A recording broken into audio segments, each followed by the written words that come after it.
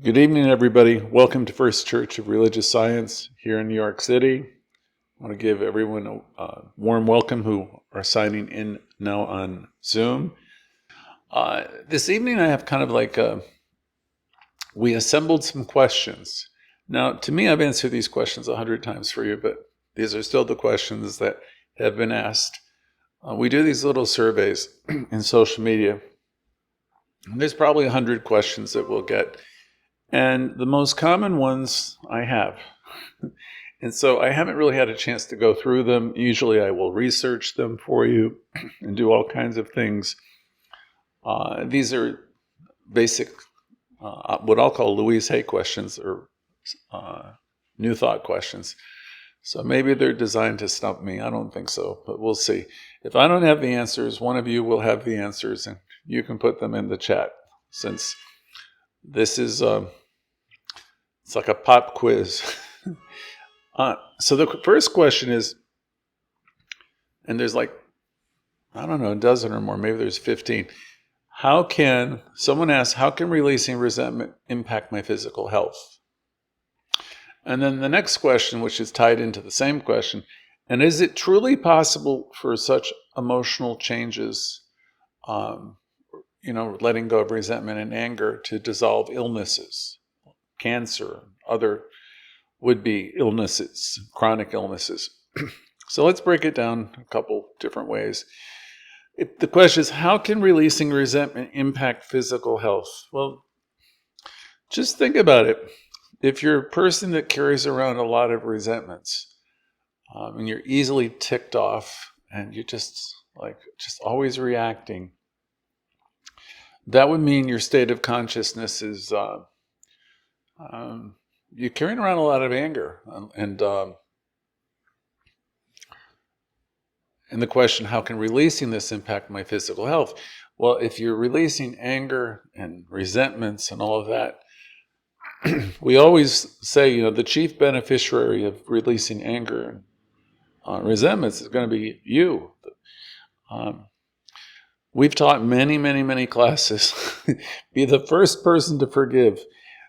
Back in the 12-step programs, for me, 43 years ago, people would say, pray for those people, and instead of holding on to the anger.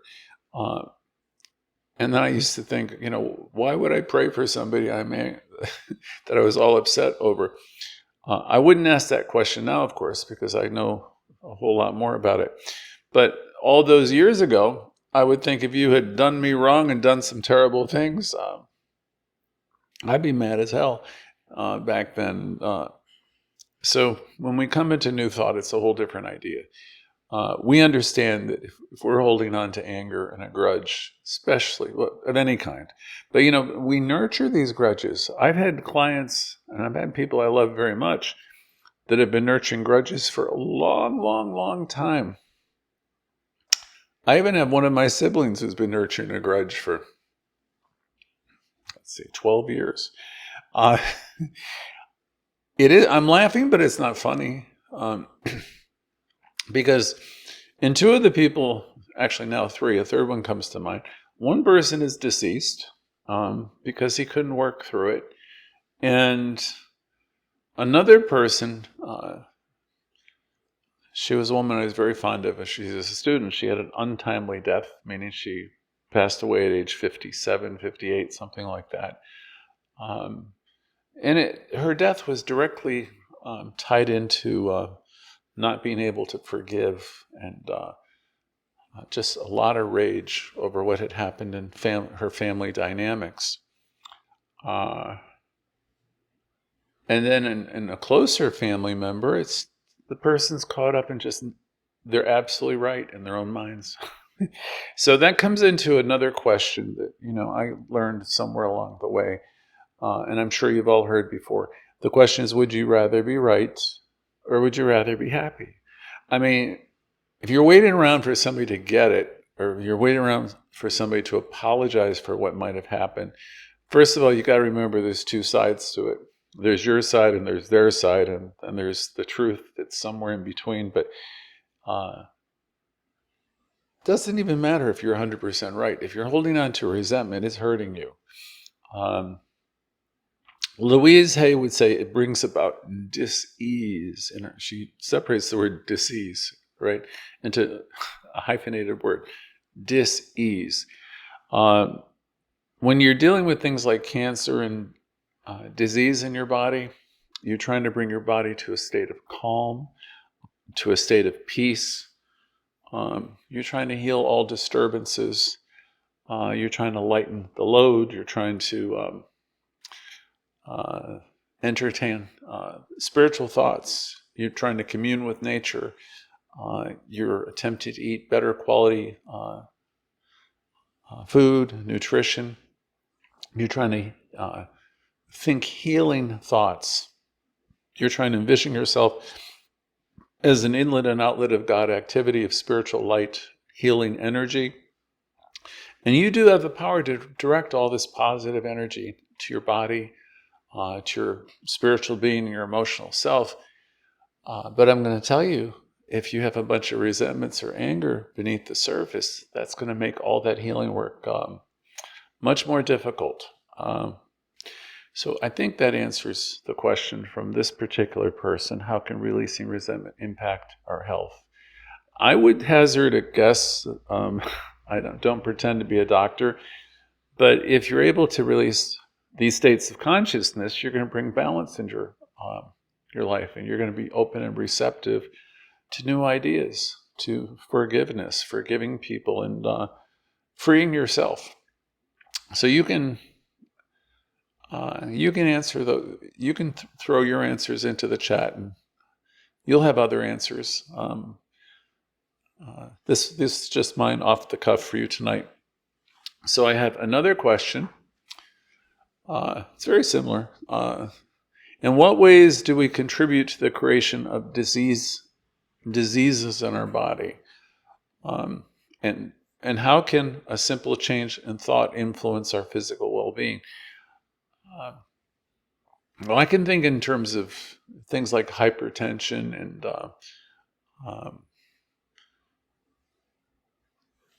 what else? Stress and all of that stuff can do a real number on it. So on our bodies. So if you're worried all the time and you're fearful and you've got all this adrenaline pumping through your body, we're contributing to the buildup of cortisol. We're building tension in our body.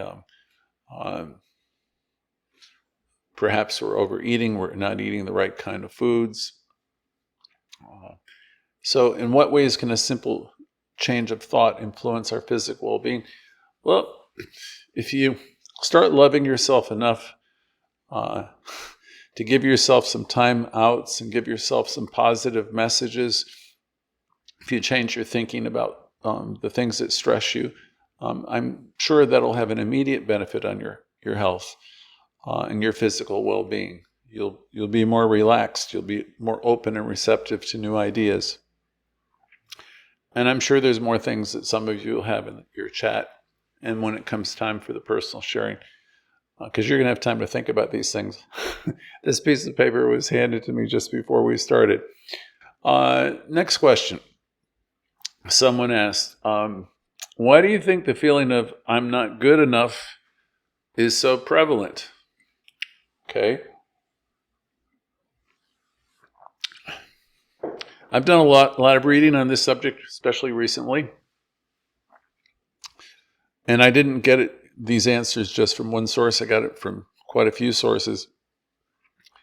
This sense of feeling not good enough seems to be prevalent all over the world. People have an internal sense. It tends towards the negative. So they're not feeling satisfied with where they are in life.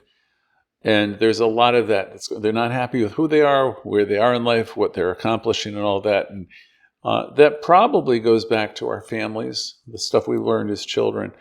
And, we weren't raised to be positive people. So Louise Hay, in the book, You Can Heal Your Life, you all remember, because most of you have read the book. She'll say, I've talked to thousands of people in my seminars and the people I've counseled. And Louise would say the bottom line for just about everybody is they don't feel okay about themselves. Now, they don't run up to her. They didn't run up and say, I don't feel okay about myself. I don't feel good about myself.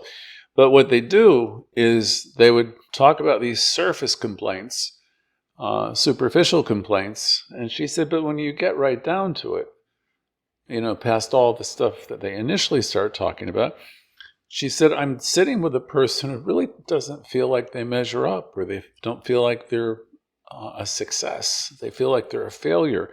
They don't feel like they've been a good enough daughter or son or mother or father. And they have shame and they have remorse. And so this contributes to what Louise called a universal malaise. It's like, there's a lot of people in the world who've just got this underlying feeling I'm not really okay. It's almost like borderline self-hatred. There's a lot of guilt. You kind of wished you had done differently in relationships. You wish you had done differently with your children. Many people are still lamenting the relationships they had with their parents and the way they acted. And when we're doing all that, we're not in the present moment at all. What we're doing is it's like wishing for a happier yesterday. It's very difficult. So the question again, why do you think the feeling of I'm not good enough is so prevalent?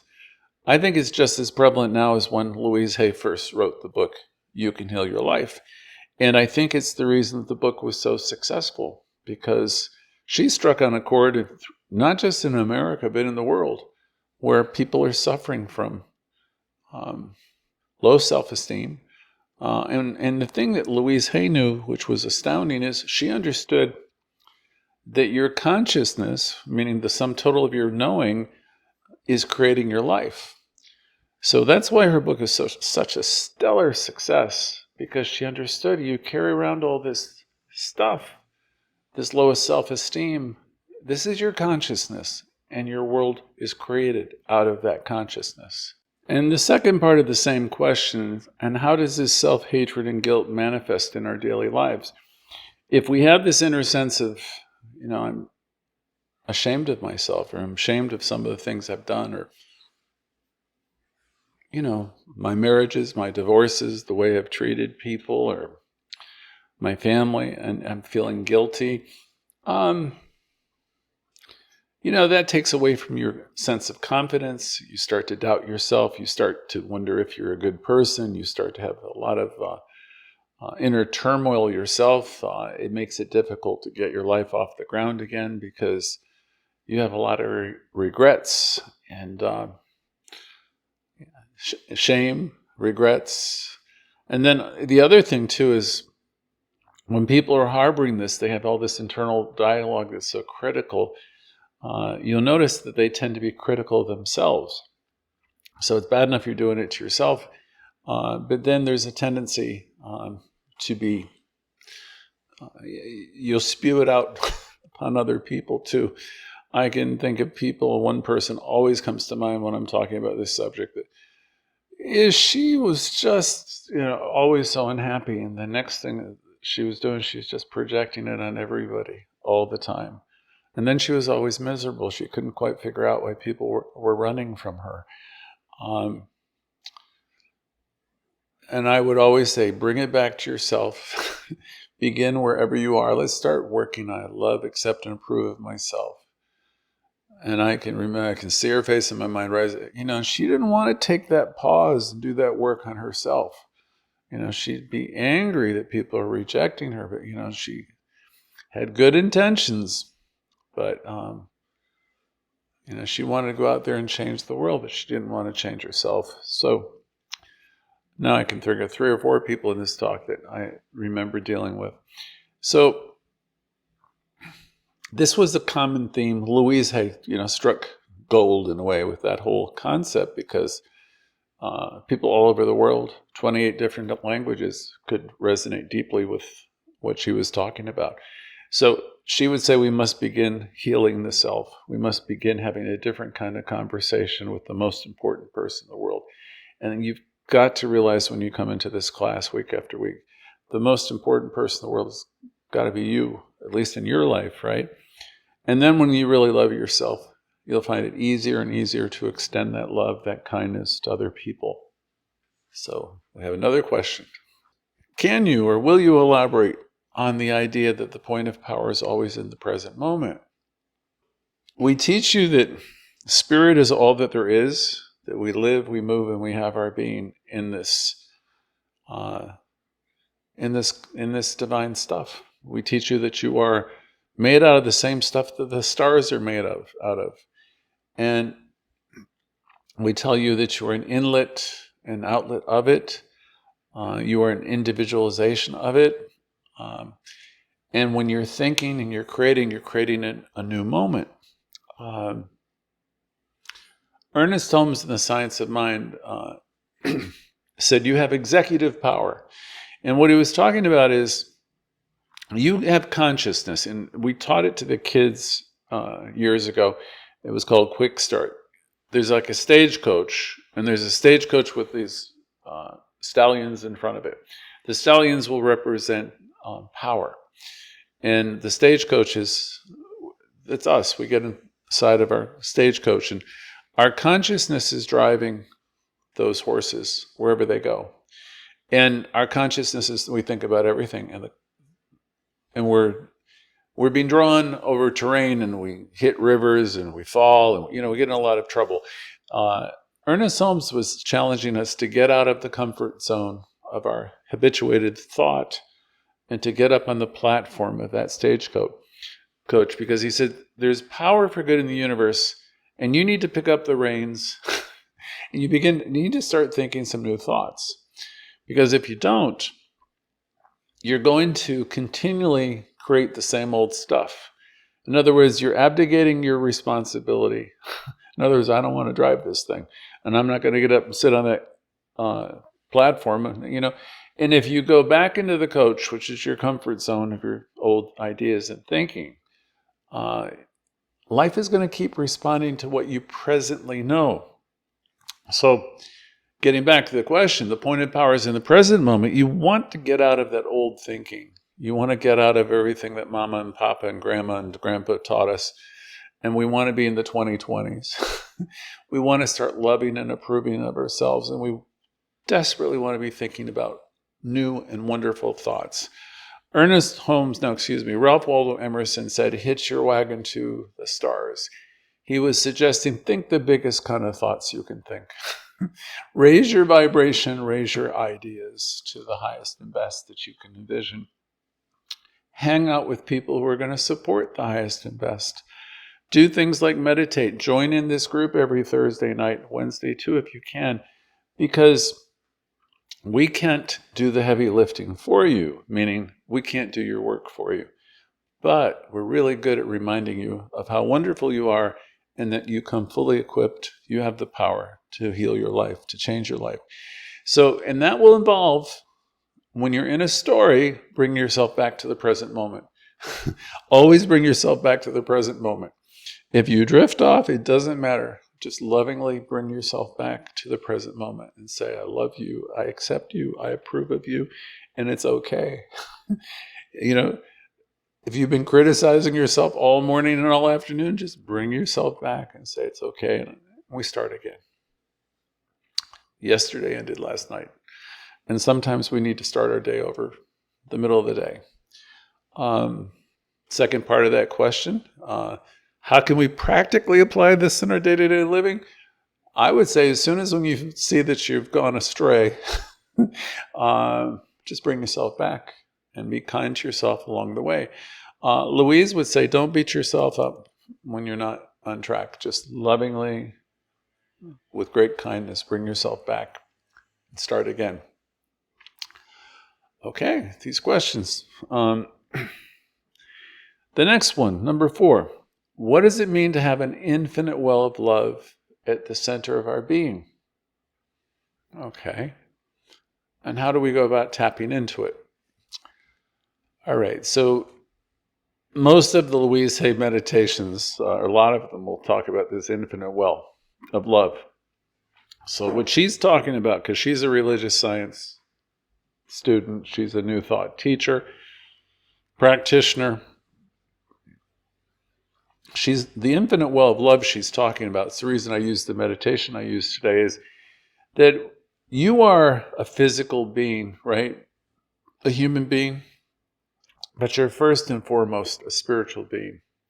And you're here on planet Earth for a relatively brief period of time. And she's suggesting that deep in the center of your being is this aliveness, this creative intelligence that's mind-boggling.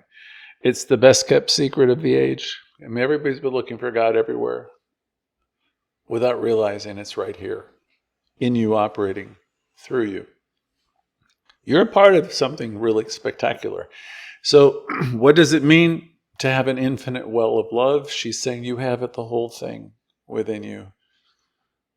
You have the intelligence, you have the power, you have the ability to heal, you have the ability to heal your life, change your life, you have the ability to do great things. Your life can be very significant. You can start to discover who you are, who you have come here to be, and what you've come here to express. As Ernest Holmes said in the other example I gave, you're in the express business. You didn't come into this world to play a small part. So you're writing your own script. So it would be good to inquire within and contemplate, and ask yourself some questions like, who have I come here to be? What have I come here to express? Do things like journal writing, do affirmative prayer, do the work that will rid yourself of the negation. The textbook of the Science of Mind would say under treatment, there's two definitions, one of which is the time, the art, the method of ridding that negation or that negativity within you. Because as you're able to clear it out, all that negativity, those old ideas, those old beliefs, you're going to touch that awareness that you are whole, complete, spectacular, fully equipped with everything you could possibly need in this life to be a great success. So how can we tap into the source? Well, I would say, like I've already said it, like deliberately taking a pause a few times a day, remembering who you are, connecting with the source that's within you, allowing yourself to be, sit with that information, allow yourself to be guided. That spirit within you will guide you. And I think it's kind of noisy for me because, the more you work with this, learning to live the affirmative life, the information just comes to you. Now, whether you're willing to act on it or not, that's a whole nother thing. But it's always there, this infinite well of intelligence and love. You're one with it. The kingdom is at hand. You're heir to it. You're part of it. You're the prodigal child that just simply needs to continually awaken to it. If you tune into the classes more regularly, you'll probably be remembering it more often. And if you do more work in addition, like a daily practice, it'll be better yet. So you've got the whole thing. You're the whole bit. You have the whole thing within you. Next question. How exactly do our thoughts create our future? And can you give examples of how this has manifested in real life scenarios? So I think they're talking about how we create the future. How exactly do our thoughts create our future? Well, one of the basic premises of the teaching is thoughts are things, right? And I remember in my classes years ago when I heard every thought I think is creating my future. And one of my teachers said, that's true, but she said, it's more important that you pay attention to the tendency of your thinking. If I tend to be a pretty positive person, I'm going to create kind of like a happy environment. And if I'm going to create a happy environment, I'm going to have some friendly people around me. And if I'm continually happy, it's going to be reflected. One of the terms that I learned along the way, probably 15, 20 years into the teaching from a very good practitioner, he said, this really boils down to developing positive expectancy. If you're a person who has positive expectancy, you're really practicing the teaching because practitioners practice. So how do I create a happy future with my thoughts? How exactly do our thoughts create our future? If you keep doing the same old, Louise would say, well, how's that been working out for you? If you've been critical and hypercritical, and you see all the flaws in everybody all the time, and you use the word should all the time, and every synonym for should, you're really telling everybody what to do and how to live their life. And that's not attractive. It's the opposite of attractive. People will run. One of the things that you come to realize in this teaching is a phrase, perfect place, perfect time. So what you're talking about there is everybody's in the perfect place, the perfect time. You don't need to straighten them out. I promise you. Release the need to even try.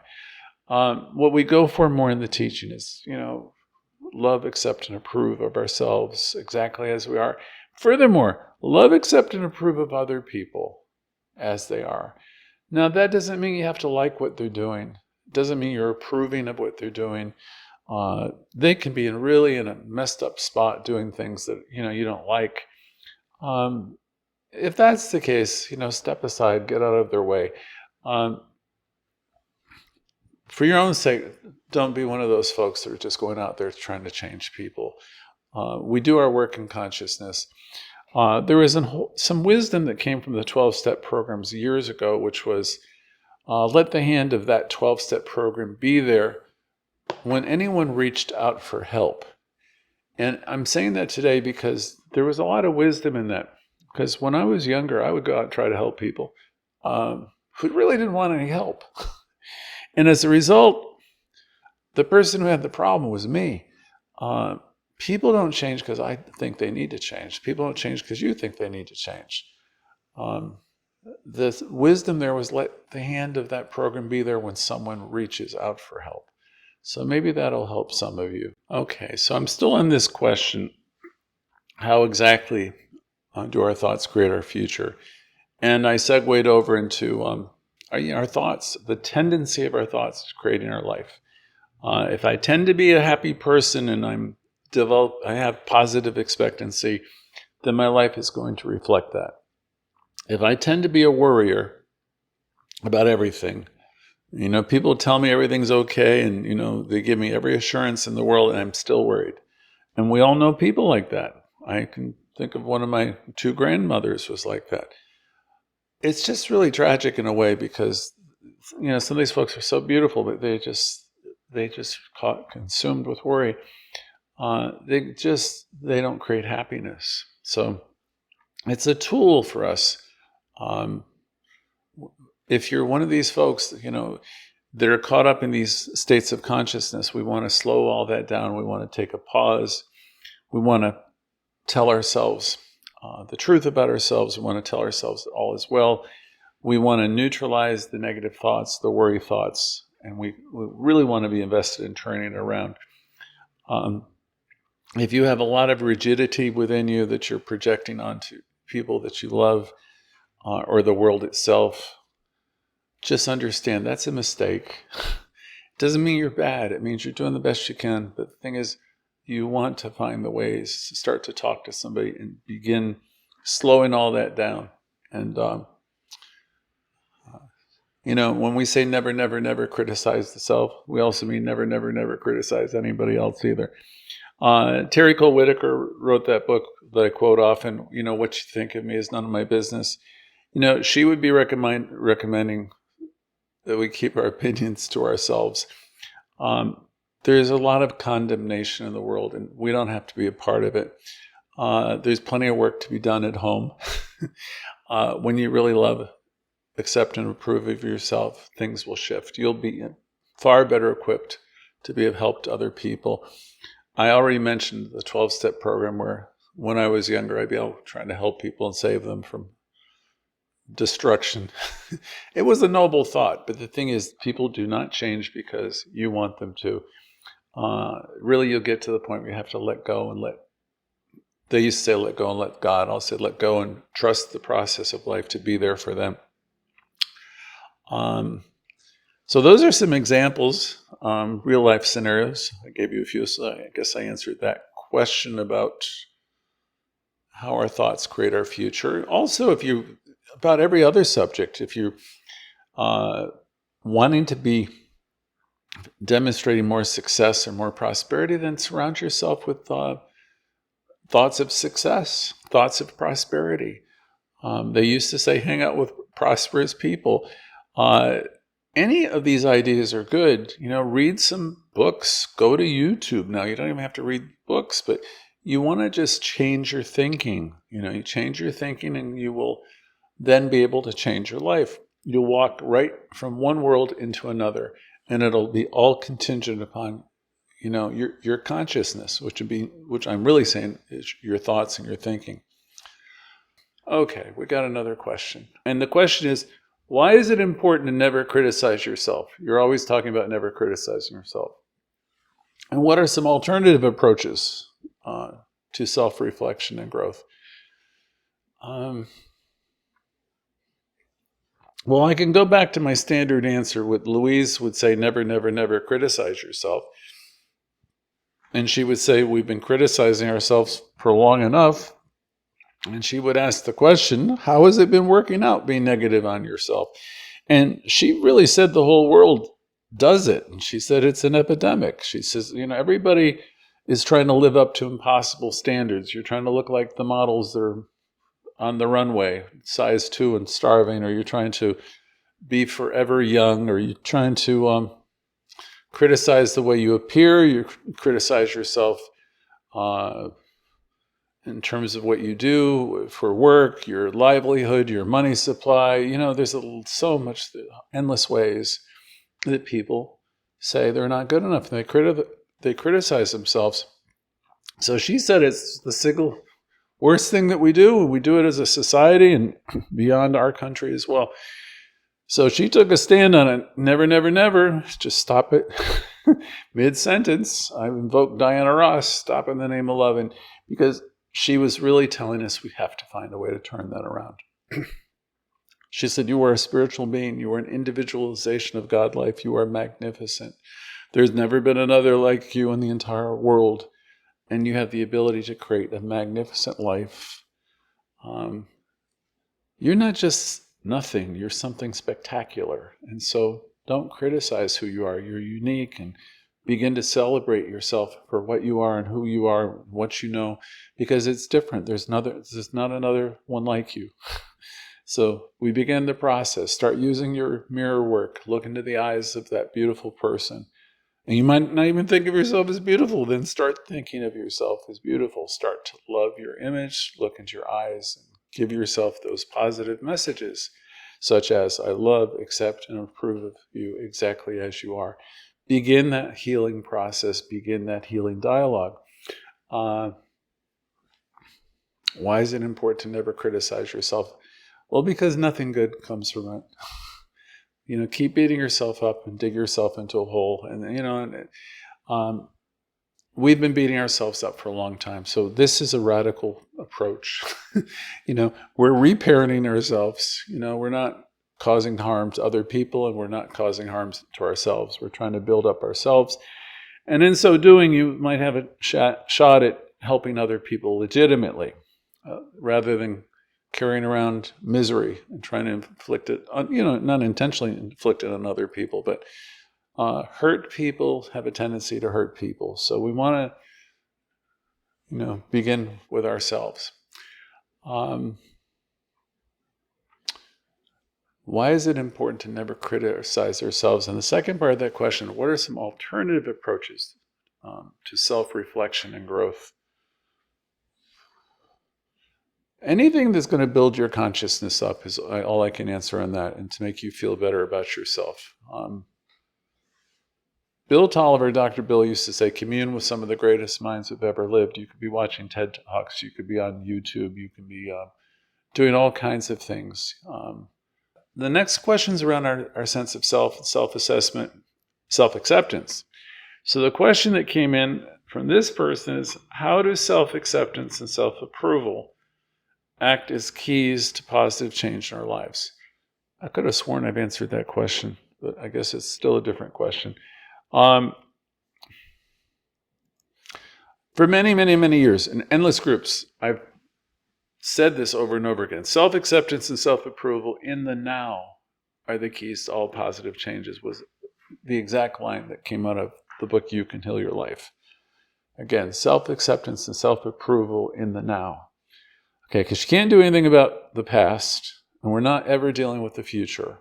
So what that is suggesting, that wherever we are right now, you might be unemployed, you might be divorced, you might be just married, you might be, you could be dealing with optimal health, or you might not be dealing with great health.